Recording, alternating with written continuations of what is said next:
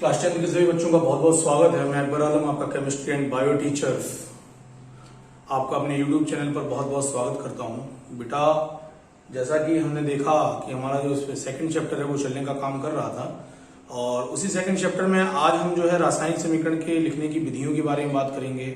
रासायनिक समीकरण हम कैसे बनाने का कार्य करते हैं, रासायनिक अभिक्रियाओं का निर्माण कैसे करते हैं, उनमें कौन कौन से प्रतीकों को किस किस प्रकार से उपयोग में लाने का कार्य करते हैं, इन सब चीजों के ऊपर आज मैं अपने वीडियो में डिस्कशन करूंगा। तो सभी बच्चों से उम्मीद करता हूं कि आप घर पे होंगे, सुरक्षित होंगे और पढ़ने का काम कर रहे होंगे। आइए हम वीडियो को स्टार्ट करते हैं, देखने का कार्य करते हैं। देखिए, आज का जो हमारा सबसे पहले टॉपिक में हम बात कर रहे हैं, सबसे पहला टॉपिक है रासायनिक समीकरण को लिखने की विधि। रासायनिक समीकरण को हम प्रमुख रूप से कैसे लिखते हैं? तो लिखा है, किसी भी रासायनिक अभिक्रिया को समीकरण में परिवर्तित करने के लिए निम्नलिखित जानकारियों का होना बहुत आवश्यक होता है। नंबर 1, सबसे पहला है अभिक्रिया में भाग लेने वाले सभी अभिकारकों तथा उत्पादों के अणुसूत्र ज्ञात होने चाहिए। अभिक्रिया में आप जो भी प्रमुख रूप से अभिकारक या उत्पाद को लेने का कार्य कर रहे हैं, उनके अणुसूत्र हमें प्रमुख रूप से कैसे होने चाहिए, ज्ञात होने चाहिए। देखिए, मैं समझाता हूं आपको कैसे। जैसे सपोज दैट मान के चलिए कि आपने प्रमुख रूप से सोडियम की क्रिया कराई पाए जाने वाले क्लोरीन के साथ कराने का कार्य किया। आप किसकी अभिक्रिया करा रहे हैं? आप प्रमुख रूप से पाए जाने वाले सोडियम की अभिक्रिया करा रहे हैं। किसके साथ कराने का कार्य कर रहे हैं? क्लोरीन के साथ कराने का कार्य कर रहे हैं। तो जब सोडियम की अभिक्रिया क्लोरीन के साथ कराने का कार्य कर रहे हैं, इस अभिक्रिया के फलस्वरूप सोडियम क्लोराइड जो है, इसकी हमें प्रमुख रूप से क्या हो जाएगी, प्राप्ति हो जाएगी। तो हमें पता होना चाहिए कि सोडियम किस रूप में लिखने का कार्य किया जाता है, क्लोरीन को कैसे लिखा जाता है, और सोडियम क्लोराइड को हम प्रमुख रूप से किस प्रकार से लिखने का कार्य करते हैं। इन सब चीजों की हमें जानकारी होनी चाहिए। अभिक्रिया में जो अभिकारक भाग ले रहा है उसके बारे में जानकारी होनी चाहिए, उसके अणुसूत्र के बारे में जानकारी होनी चाहिए, और जो उत्पाद में हमें प्रमुख रूप से प्राप्त हो रहा है उसके भी प्रमुख रूप से हमें पाए जाने वाले अणुसूत्र की क्या होनी चाहिए, जानकारी होनी चाहिए। तो अभिकारक और उत्पाद, किसी भी रासायनिक अभिक्रिया में अभिकारक और जो पाए जाने वाले उत्पाद हैं, उनके प्रमुख रूप से अणुसूत्र की जो जानकारी है वह प्रमुख रूप से हमें होनी चाहिए। ये हमारा प्रमुख रूप से पहला पॉइंट हो गया। दूसरे पॉइंट में देखो, लिखा है रासायनिक समीकरण में पदार्थ सदैव उनके आणविक रूप में लिखे जाते हैं। जैसे आप प्रमुख रूप से यदि हाइड्रोजन को लिखते हैं तो किसके द्वारा लिखेंगे? H2 के द्वारा लिखेंगे। ऑक्सीजन को लिखते हैं तो O2 के द्वारा, ब्रोमीन को लिखते हैं तो Br के द्वारा। किसी भी रासायनिक समीकरण में जो भी पदार्थ आप लेने का कार्य कर रहे हैं, उनको सदैव उनके आणविक रूप में हम लिखने का क्या करते हैं, कार्य करते हैं। इसके बाद एक परमाणुविक तत्व, एक परमाणुविक तत्व मतलब जिनका निर्माण एक जैसे समान परमाणुओं से मिलकर हुआ है, अगर पाए जाने वाला कोई एक परमाणुविक तत्व है तो रासायनिक समीकरण में उनको हम सदैव प्रमुख रूप से प्रतीक के द्वारा लिखने का कार्य करते हैं। जैसे सोडियम प्रमुख रूप से एक परमाणुविक तत्व है, एक ही समान पाए जाने वाले परमाणुओं से मिलकर बना है, तो इसको हम सदैव इसके प्रतीक के द्वारा लिखने का कार्य करते हैं। इसी प्रकार से पोटेशियम को, इसी प्रकार से मैग्नीशियम को, इसी प्रकार से जिंक को। सोडियम को लिखेंगे तो Na के द्वारा, जो हमारा पोटेशियम उसको हम लिखेंगे K के द्वारा, मैग्नीशियम जो है इसको लिखेंगे Mg के द्वारा, और जो जिंक होता है उसको हम Zn के द्वारा लिखकर प्रदर्शित करने का कार्य करते हैं। चलिए आगे देखते हैं, आगे आ जाओ। लिखा है अगला पॉइंट, अगले पॉइंट में देखिए लिखा है कि रासायनिक अभिक्रिया को रासायनिक समीकरण में परिवर्तित करने के चरण। तो सबसे पहले चरण में लिखा मूल समीकरण या ढांचा समीकरण लिखना।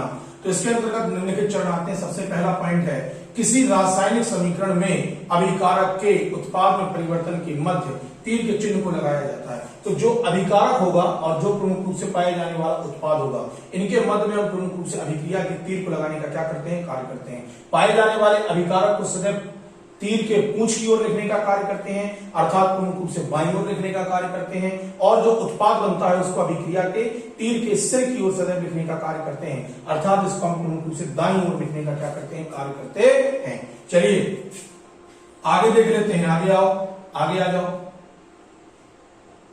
आगे के टॉपिक में देखिए लिखा है, रासायनिक समीकरण में भाग लेने वाले दो या दो से अधिक अभिकारकों के अणुसूत्र के मध्य धनात्मक चिन्ह को लगाया जाता है। अगर उत्पाद प्राप्त हो रहे हैं दो या दो से अधिक, तो उनके मध्य में भी हम धनात्मक चिन्ह को लगाने का क्या करते हैं, कार्य करते हैं। पाए जाने वाले अभिकारक को सदैव प्रमुख रूप से पाए जाने वाले अभिक्रिया की पूंछ की ओर, और उत्पाद को सदैव प्रमुख रूप से पाए जाने वाले अभिक्रिया के सिर की ओर हम लिखने का क्या करते हैं, कार्य करते हैं। याद रखना, पाए जाने वाले प्रमुख रूप से अभिकारक जो होते हैं, उनको सदैव प्रमुख रूप से पाए जाने वाले अभिकारकों को प्रमुख रूप से आप किसकी ओर लिखते हैं, आप प्रमुख रूप से अभिक्रिया के तीर के पूंछ की ओर लिखेंगे, और पाए जाने वाला जो उत्पाद है उसको सदैव प्रमुख रूप से सिर की ओर लिखने का क्या किया जाता है, कार्य किया जाता है। फिर इसके बाद देखो अगले पॉइंट में आ भैया, अगला पॉइंट है आपका, यदि अभिक्रिया प्रमुख रूप से उत्क्रमणीय होती है, यदि अभिक्रिया उत्क्रमणीय है तो बाईं और दाईं दोनों ओर अर्ध तीर को लगाने का कार्य किया जाता है। उत्क्रमणीय अभिक्रिया का मतलब समझ लो। उत्क्रमणीय अभिक्रिया का मतलब वह होता है वह क्रिया जिसमें प्रमुख रूप से पाए जाने वाले अभिकारक के द्वारा, वह क्रिया जिसमें प्रमुख रूप से पाए जाने वाले अभिकारक के द्वारा उत्पाद के निर्माण का कार्य किया जाए तथा पाए जाने वाले उत्पाद के द्वारा अभिकारक के निर्माण का कार्य किया जाता है। इस प्रकार से पाए जाने वाली अभिक्रिया को हम उत्क्रमणीय अभिक्रिया के नाम से क्या करते हैं जानते हैं। तो इस क्रिया में हम सदैव क्या करेंगे, अभिकारक से उत्पाद बन रहा, ऊपर का तीर जो है ना, ऊपर का तीर आधा तीर जो है ये अग्र अभिक्रिया का तीर कहलाता है, जो बताता है कि अभिकारक से उत्पाद बन गया। और नीचे का जो तीर है इसको कहते हैं पश्च अभिक्रिया का तीर, जो ये बताता है कि पाए जाने वाले उत्पाद से अभिकारक के निर्माण का कार्य कर लिया गया। तो वे अभिक्रियाएं जिनमें अभिकारक से उत्पाद और उत्पाद से अभिकारक के निर्माण का कार्य किया जाता है, इन क्रियाओं को उत्क्रमणीय अभिक्रिया कहते हैं। और अगर उत्क्रमणीय अभिक्रिया है तो उसको अर्ध तीर के द्वारा हम लिखकर प्रदर्शित करने का क्या करते हैं, कार्य करते हैं। देखो मैंने नोट में भी आपको लिख दिया है अर्ध अभिक्रिया किसे कहते हैं। तो यदि अभिक्रिया में अभिकारक से उत्पाद और उत्पाद से अभिकारक का निर्माण होता है तो इन अभिक्रियाओं में लगने वाले तीर को अर्ध अभिक्रिया के तीर के नाम से जानेंगे। और इस प्रकार की जो अभिक्रिया होगी इसे अर्ध अभिक्रिया के नाम से क्या करते हैं, जानते हैं। अग्र अभिक्रिया भी मैंने आपके सामने लिख दी। वे क्रियाएं जिनमें अभिकारक से उत्पाद का निर्माण होता है उन्हें अग्र अभिक्रिया कहते हैं। जैसे नाइट्रोजन ने हाइड्रोजन के साथ क्रिया करके अमोनिया का निर्माण कर दिया तो ये अग्र अभिक्रिया हो रही। अग्र अभिक्रिया मतलब नाइट्रोजन ने हाइड्रोजन के साथ क्रिया करके अमोनिया का निर्माण किया। तो अग्र अभिक्रिया का जो तीर होगा ये सीधा प्रमुख रूप से ऊपर के द्वारा प्रदर्शित किया जाएगा। ये ऊपर का तीर जो है ये अग्र अभिक्रिया को प्रदर्शित करने का कार्य करेगा। और पश्च अभिक्रिया क्या होती है, वे अभिक्रियाएं जिनमें उत्पाद से अभिकारक के निर्माण का कार्य किया जाता है उन्हें हम प्रमुख रूप से पश्च अभिक्रिया के नाम से क्या करते हैं, जानते हैं। तो पश्च अभिक्रिया को सदैव नीचे के तीर के द्वारा लिखकर प्रदर्शित करने का कार्य किया जाता है। अग्र अभिक्रिया होगी तो अभिकारक से उत्पाद का निर्माण होगा, पश्च अभिक्रिया होगी तो उत्पाद से अभिकारक के निर्माण का कार्य किया जाता है। चलो अगले टॉपिक में आ जाओ। आगे के टॉपिक में देख लो भैया, आगे के टॉपिक में देखो संतुलित रासायनिक समीकरण को लिखना। संतुलित रासायनिक समीकरण को लिखने के लिए आपको सबसे पहले एक नियम को समझना पड़ेगा जिसका नाम है द्रव्य की अविनाशिता का नियम। द्रव्य मतलब क्या होता है, द्रव्य मतलब होता है प्रमुख रूप से पाए जाने वाले पदार्थ। द्रव्य का मतलब क्या होता है, प्रमुख रूप से पाए जाने वाले पदार्थ। तो द्रव्य की अविनाशिता के नियम के अनुसार यह माना जाता है कि किसी भी रासायनिक अभिक्रिया में जब अभिकारक से उत्पाद के निर्माण का कार्य किया जाता है, किसी भी रासायनिक अभिक्रिया में जब अभिकारक से उत्पाद के निर्माण का कार्य किया जाता है तो ना तो प्रमुख रूप से पदार्थ उत्पन्न होता है और ना ही पदार्थ प्रमुख रूप से नष्ट होने का क्या करता है, कार्य करता है। इसी नियम को हम प्रमुख रूप से द्रव्य की अविनाशिता के नियम के नाम से क्या करते हैं, जानते हैं। तो हमेशा याद रखना संतुलित रासायनिक समीकरण जो होगा जितनी पदार्थ की मात्रा प्रमुख रूप से अभिकारक में होगी उतनी ही मात्रा प्रमुख रूप से पाए जाने वाले उत्पाद के अंतर्गत उपस्थित रहने का क्या करती है, कार्य करती है। देखो इस चीज को मैं समझा देता हूं, आपको थोड़ा सा और डिटेल में समझा देता हूं। देख लीजिए, जैसे आपके सामने प्रमुख रूप से एक अभिक्रिया मैंने लिख दी। मान लीजिए सपोज दैट हम एक अभिक्रिया लिखते हैं, सोडियम की क्रिया प्रमुख रूप से पाए जाने वाले क्लोरीन के साथ कराई। अभिक्रिया के फलस्वरूप प्रमुख रूप से सोडियम क्लोराइड के निर्माण का कार्य हो गया। तो द्रव्य अविनाशिता का नियम कहता है किसी भी रासायनिक अभिक्रिया में जो पाए जाने वाले अभिकारक का पदार्थ है, ना तो जब अभिकारक के पदार्थ से उत्पाद के निर्माण का कार्य किया जाता है तो पाए जाने वाले जो पदार्थ होते हैं ना तो वो नष्ट होता है और ना ही प्रमुख रूप से वह उत्पन्न होने का क्या करता है, कार्य करता है। वह केवल एक स्वरूप से दूसरे स्वरूप में परिवर्तित होने का कार्य कर जाएगा। तो यहाँ पे देखो सोडियम कितनी संख्या में है, एक। क्लोरीन कितनी मात्रा में है, एक। सोडियम क्लोराइड में देखो सोडियम कितना है, एक। क्लोरीन कितना है, एक। तो भैया देखो इन दोनों का जो पाया जाने वाला अनुपात है वह LHS का मान RHS के मान के प्रमुख रूप से कैसे है, बराबर। जितनी मात्रा अभिकारक की है उतनी ही मात्रा प्रमुख रूप से उत्पाद की। अगर ऐसा कोई रासायनिक समीकरण होता है, ऐसा रासायनिक समीकरण हो जिसमें अभिकारक के पदार्थ की मात्रा पाए जाने वाले उत्पाद के पदार्थ की मात्रा के बराबर हो, तो इस प्रकार से जो पाए जाने वाला रासायनिक समीकरण होगा, इस प्रकार के पाए जाने वाले रासायनिक समीकरण को हम संतुलित रासायनिक समीकरण के नाम से क्या करते हैं, जानते हैं। चलिए आगे देखो, संतुलित रासायनिक समीकरण देख लो। परिभाषा में लिखा है ऐसे रासायनिक समीकरण जिसके दोनों पक्ष में एक पक्ष अभिकारक दूसरा उत्पाद, दोनों पक्षों में उपस्थित परमाणुओं की संख्या कैसी होती है, बराबर होती है। इस प्रकार के पाए जाने वाले रासायनिक समीकरण को हम संतुलित रासायनिक समीकरण के नाम से क्या करेंगे, जानेंगे। और असंतुलित रासायनिक समीकरण होता तब क्या लिखते हैं, असंतुलित रासायनिक समीकरण होता तब हम ये लिख देते कि पाए जाने वाले ऐसे रासायनिक समीकरण जिसमें अभिकारक के पाए जाने वाले अणुओं की संख्या जो है वह उत्पाद के अणुओं की संख्या के समान नहीं होती, या उत्पाद के अणुओं की संख्या जो है वह अभिकारक के अणुओं की संख्या के समान नहीं होती। इस प्रकार के पाए जाने वाले रासायनिक समीकरण को हम प्रमुख रूप से असंतुलित रासायनिक समीकरण के नाम से क्या करते हैं, जानते हैं। इस प्रकार से ये टॉपिक हमारा होता है पूरा। अब देखिए मैं आपको इसी टॉपिक संबंधी कुछ और चीजों को बताने का काम कर रहा हूं, देख लीजिएगा।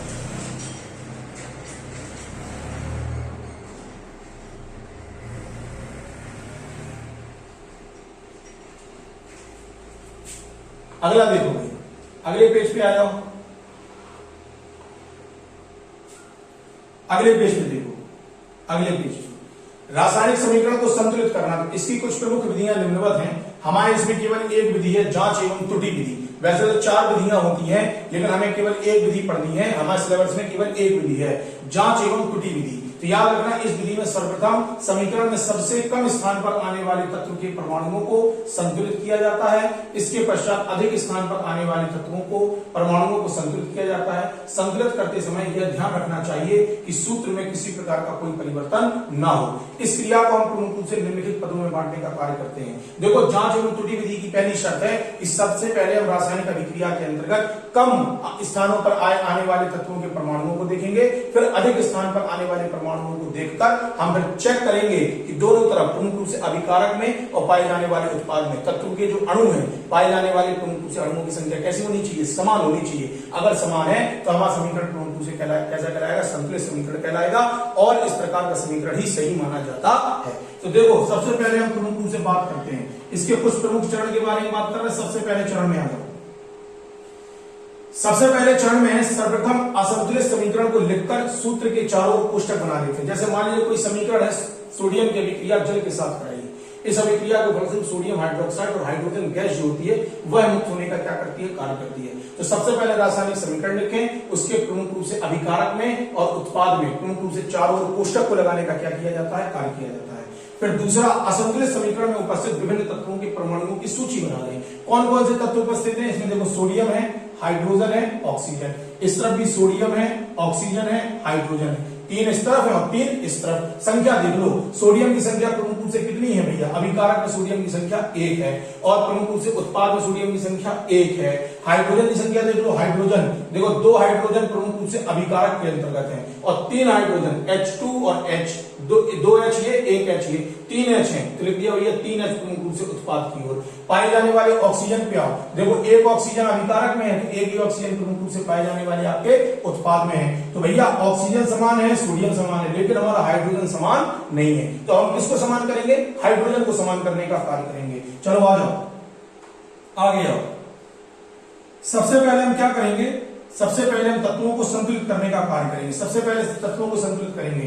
तो हमने देखा कि रासायनिक समीकरण के अंतर्गत हाइड्रोजन संतुलित नहीं था, तो हाइड्रोजन को संतुलित करने के लिए हमने क्या किया, यहाँ पे प्रमुख रूप से हाइड्रोजन के आगे 2 से गुणा कर दिया, और यहाँ पे प्रमुख रूप से जब हाइड्रोजन के आगे हमने 2 से गुणा किया तो 2 दूनी 4 हाइड्रोजन, और देखो 2H और 2H 4H। हमारा हाइड्रोजन कैसे हो गया, संतुलित। लेकिन हम देख रहे हैं सोडियम असंतुलित हो गया। यहाँ पे सोडियम प्रमुख रूप से संख्या में 2 है, यहाँ पे सोडियम संख्या में प्रमुख रूप से कैसा है, 1। तो अब हम सोडियम को संतुलित करने का कार्य करेंगे। हम सोडियम में कितने से गुणा कर दिया, हमने नीचे 2 से गुणा कर दिया, तो 2 Na हो गए, 2 Na। इस प्रकार से हमारा रासायनिक समीकरण जो होगा वह प्रमुख रूप से संतुलित हो जाएगा। एक बार चेक कर लो भैया, जितने पाए जाने वाले अभिकारक में उपस्थित तत्वों के अणुओं की संख्या होगी, उतने ही उत्पाद में पाए जाने वाले प्रमुख रूप से तत्वों के अणुओं की संख्या होनी चाहिए। देखो भैया, देखो सोडियम कितने हैं, 2। देखो यहाँ पे सोडियम प्रमुख रूप से कितना है, 2 है कि नहीं है। अब देखो दूसरी चीज देखो, जल देख लो, जल, हाइड्रोजन देख लो, हाइड्रोजन 2 दूनी 4 है। इस पे देखो 2 ये है और 2 हाइड्रोजन ये है, 4 हाइड्रोजन। ऑक्सीजन कितने हैं हमारी संख्या में, ऑक्सीजन हो गए 2। देखो यहाँ पे 2 ऑक्सीजन हो गए, यहाँ पे भी ऑक्सीजन कितने हैं हमारे पास, प्रमुख रूप से 2।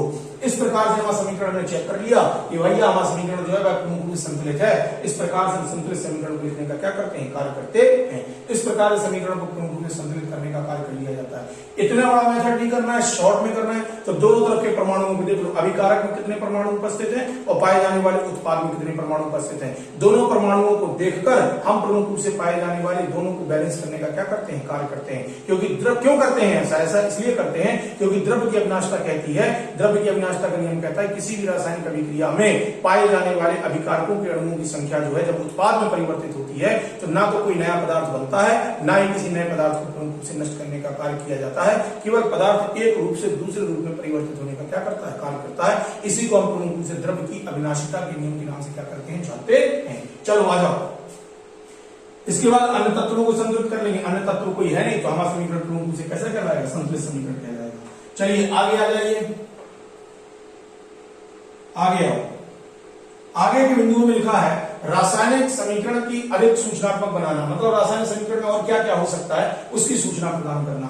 अब देखो लिखा है अभिकारक तथा उत्पाद की भौतिक अवस्था को प्रतीकों के द्वारा प्रदर्शित करते हैं। अगर हम अभिकारक या उत्पाद ठोस है तो उसके नीचे क्या लिख देते हैं, एस लिख देते हैं। अगर उत्पाद या पाए जाने वाला हमारा अभिकारक या उत्पाद जो है वह द्रव अवस्था में तो उसे एल के द्वारा लिखकर प्रदर्शित करने का कार्य करते हैं। और यदि कोई अभिकारक एवं उत्पाद प्रमुख रूप से गैस की अवस्था में है तो उसे जी के द्वारा लिखकर प्रदर्शित करते हैं। नीचे लिख देते हैं अभिकारक के, जैसे मान लो एक कोई प्रमुख रूप से पाए जाने वाला ठोस पदार्थ है तो इसके नीचे हम प्रमुख रूप से एस लिख देंगे। मान लो बी कोई प्रमुख रूप से पाए जाने वाला जलीय पदार्थ है तो इसके नीचे हम ए क्यू को लिखकर प्रदर्शित करने का क्या करेंगे, कार्य करेंगे।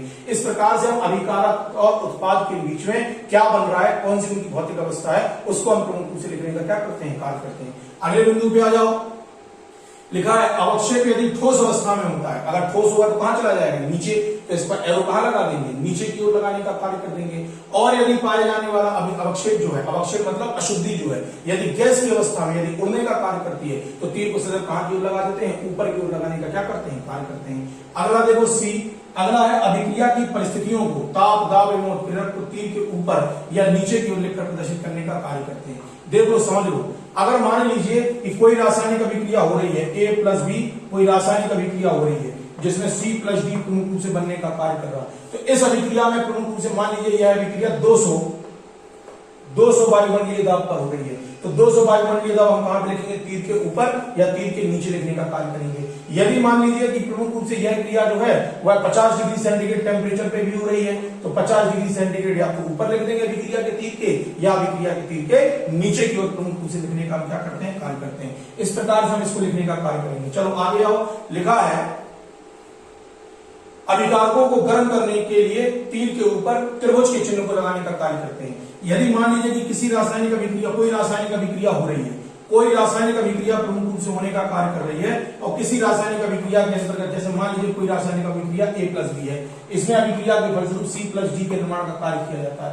और लिख रहे हैं परिभाषा में कि भैया रासायनिक अभिक्रिया में पाए जाने वाले अभिकारक ए की क्रिया जब बी के साथ कराते हैं तो इस क्रिया में अभिकारकों को गर्म करने पर, वर्ड आ गया गर्म करने पर, तो अभिक्रिया के तीर के ऊपर एक त्रिभुज के निशान को लगाने का कार्य करेंगे, जिससे हमें यह पता चल जाएगा कि यहाँ इस अभिक्रिया में अभिकारक को गर्म करने का कार्य किया जा रहा, जिसके फलस्वरूप उत्पाद के निर्माण का क्या किया जा रहा है, कार्य किया जा रहा है। चलो आगे आओ, आगे आ जाओ। अगला पॉइंट है सांद्रण को दर्शाने के लिए अभिकारकों के सूत्र के नीचे तनु या सांद्र को लिख दिया जाता है। इसको समझो, तनु या सांद्र को समझो। मान लीजिए कि कोई रासायनिक अभिक्रिया ए प्लस बी हो रही है जिसमें सी प्लस डी बनने का कार्य कर रहा है। मान लीजिए ए है कोई तनु पदार्थ है, तनु मतलब पतला पदार्थ है और सांद्र मतलब गाढ़ा पदार्थ है। तो अगर तनु है, जैसे ए मान लो तनु पदार्थ है तो उसके नीचे लिख देंगे ए कोई कोष्टक में तनु, और बी प्रमुख रूप से पाया जाने वाला यदि कैसा पदार्थ है, गाढ़ा पदार्थ है, तो इसके नीचे लिख देंगे प्रमुख रूप से सांद्र। तो इस प्रकार से किसी भी रासायनिक अभिक्रिया में जो अभिकारक और उत्पाद होते हैं उनकी सांद्रता को प्रदर्शित करने का कार्य किया जाता है। यदि अभिकारक में लिए जाने वाले पदार्थ पतले हैं तो उनके नीचे तनु लिख देंगे, और अगर गाढ़े होते हैं तो कैसे होते हैं, उनके नीचे सांद्र को लिखने का क्या करते हैं, कार्य करते हैं। इसी प्रकार से उत्पाद में करते हैं। उत्पाद कैसा प्राप्त हो रहा, अगर पतला प्राप्त हो रहा तो लिख देंगे भैया तनु है, और अगर प्रमुख रूप से अत्यधिक मात्रा में जमा हुआ प्राप्त हो रहा, सांद्रता अधिक हो रही, गाढ़ा प्राप्त हो रहा तो लिख देंगे भैया सांद्र है। जैसे चाशनी प्राप्त हो रही होती है यहाँ पे, तो चाशनी कैसी होती है, गाढ़ी, तो उसके नीचे क्या लिख दोगे, सांद्र। और मान लीजिए हमें यहाँ पे नमक का विलयन प्राप्त हो रहा, तो विलयन तो कैसा होता है, पतला, तो विलयन कैसा है, पतला, तो उसके नीचे लिख देंगे तनु। आगे बात समझिए, ऐसे लिख देते हैं। चलो आगे आओ, अगला देखोगे, अगले टॉपिक में देखिए। अगला टॉपिक है मुक्त हुई ऊष्मा को उत्पाद की ओर प्लस चिन्ह के द्वारा लिखते हैं और अवशोषित ऊष्मा को माइनस चिन्ह के द्वारा लिखते हैं। मान लीजिए कि रासायनिक अभिक्रिया हो रही है, रासायनिक अभिक्रिया हो रही है, ए प्लस बी कोई रासायनिक अभिक्रिया जिसमें सी प्लस डी बनने का कार्य कर रहा है। मान लीजिए इस अभिक्रिया में हमें ऊष्मा को देना पड़ा, ऊष्मा हम दे रहे तो पदार्थ हमारा ऋणी हो गया, पदार्थ हमारा कैसा हो गया, ऋणी। तो हम इसको प्रमुख रूप से किसके द्वारा, हम इसको प्रमुख रूप से, पदार्थ हमारा ऋणी हो गया, हम पदार्थ को ऊष्मा देने का क्या कर रहे हैं, कार्य कर रहे हैं। अगर ऊष्मा हम दे रहे हैं तो वे अभिक्रियाएं जिनमें पदार्थ को प्रमुख रूप से ऊष्मा देने का कार्य किया जाता है, इन क्रियाओं को प्रमुख रूप से ऊष्मा शोषी अभिक्रियाओं के नाम से क्या करते हैं, जानते हैं। तो दे रहे हैं ना, तो यहाँ पे क्या आ जाएगा, प्लस। क्या आ जाएगा, प्लस। जैसे मान लो प्लस 26.6 डिग्री सेंटीग्रेड प्रमुख रूप से इस क्रिया में दिया जा रहा, तो भैया यहाँ पे 26.6 हम क्या लिख देंगे, इसको लिखने का कार्य करेंगे। और मान लो किसी रासायनिक अभिक्रिया में हमें पदार्थ की प्राप्ति हो रही, तो वे रासायनिक अभिक्रियाएं जिनमें हमें पदार्थ से ऊष्मा की प्राप्ति होती है उनको हम प्रमुख रूप से ऊष्माक्षेपी अभिक्रियाओं के नाम से क्या करते हैं, जानते हैं। अगर प्राप्त हो रहा होता तो लिख देते -26.6, ये हमें ऊष्मा की क्या हो रही है, प्राप्ति हो रही है। अब सदैव कहां को लिखते हैं, उत्पाद की ओर प्रमुख रूप से इसको लिखने का कार्य करते हैं। चलिए आगे आ जाइए, लास्ट पॉइंट, उत्क्रमणीय अभिक्रिया को प्रमुख रूप से इस तीर के द्वारा लिखकर प्रदर्शित करने का कार्य किया जाता है। उत्क्रमणीय अभिक्रिया मैंने आपको बताई वे अभिक्रियाएं जो में प्रमुख रूप से पाए जाने वाले अभिकारक से उत्पाद और उत्पाद से अभिकारक निर्माण का कार्य किया जाता है। इन क्रियाओं को प्रमुख रूप से उत्क्रमणीय अभिक्रिया के नाम से क्या करते हैं, जानते हैं। वे अभिक्रियाएं जिनमें प्रमुख रूप से अभिकारक से उत्पाद और उत्पाद से अभिकारक निर्माण का कार्य किया जाता है, इन पर उत्क्रमणीय अभिक्रिया के नाम से क्या करते हैं, जानते हैं। इस प्रकार से उत्क्रमणीय अभिक्रिया को प्रमुख रूप से लिखने का कार्य किया जाता है। अब अग्र अभिक्रिया और पश्च अभिक्रिया है, तो हमने बताया है अभिकारक से उत्पाद अगर बन रहा है तो अग्र अभिक्रिया और उत्पाद से अभिकारक का निर्माण हो रहा है, तो पश्च अभिक्रिया के निर्माण का क्या करते हैं, कार्य करते हैं। इस प्रकार से ये जो हमारा टॉपिक है बहुत इंपॉर्टेंट वीडियो है ये, इससे 100% एक क्वेश्चन बनता है। इसलिए मैं सारे बच्चों से ये आशा करता हूं बेटा आपको इस वीडियो को बहुत अच्छे से पढ़ने का काम करना है, बार बार देखना है और इसको रिपीट करके आपको प्रमुख रूप से अपने नोटबुक के अंतर्गत भी लिखने का कार्य करना है। इस प्रकार से हमारा ये टॉपिक जो है आधा चैप्टर हमारा खत्म हो चुका है, आधा चैप्टर और बचा है। नेक्स्ट वीडियो में हम कुछ और टॉपिकों के ऊपर बात करेंगे। तब तक के लिए आप मेरा इंतजार करिए, मेरे चैनल को सब्सक्राइब कर लीजिए, वीडियो पसंद आए तो लाइक करिए, और अगर किसी प्रकार का कोई कॉन्सेप्ट या कोई समस्या आपको आती है तो उसमें आप मुझे कमेंट बॉक्स में लिखकर पहुंचा सकते हैं, मैं उनको सॉल्व करने का कार्य करूंगा। इसी आशा के साथ मैं पुनः आपके सामने उपस्थित होऊंगा। तब तक के लिए धन्यवाद, आभार।